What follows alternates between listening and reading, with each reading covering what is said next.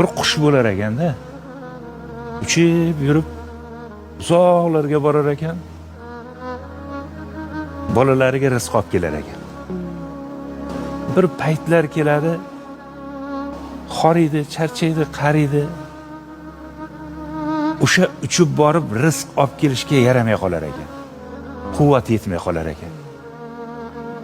O'tirgan joyida o'zini etidan yulib bolasiga berar ekan. Bolasini boqar ekan. Qush halok bo'ladi. Bolalar uni bo'sadi. Aslida o'sha qush siz otingiz. O'sha qush men otam. O'sha qush siz otingiz. Ularni shunaqa saqlash kerak, asrash kerak. İnson uchun qulay joy juda ham ko'p. Lekin eng qulay, eng xavfsiz, eng mazza, eng issiq joy otani bag'ri. Otangizni mahkam quchoqlaganingizda o'zingizni baxtiyor his qilasiz. Ana shu baxtlaringni ehtiyot qilinglar, otasi borlar. Ko'ziga yosh to'lgan onani ko'rsam, dadajon deb yig'lagan bolani ko'rsam, qadrdon darvoza xonani ko'rsam,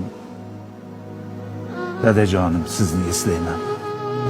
O'tirib yodlaymiz, ko'zimizda yosh, jimgina dodlaymiz, ko'zimizda yosh. Allohdan tilayman o'zimga bardosh. Dadajonim sizni eslayman.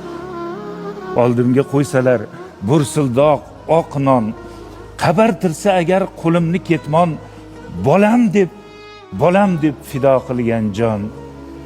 Dadajonim sizni eslayman. Tinchlik bermas o'ksik dilimga dardlar, essiz gapirmaydi eski suratlar, yurakda yig'ilib qolganda gaplar. Dadajonim, nurli iymonim, sizni eslayman.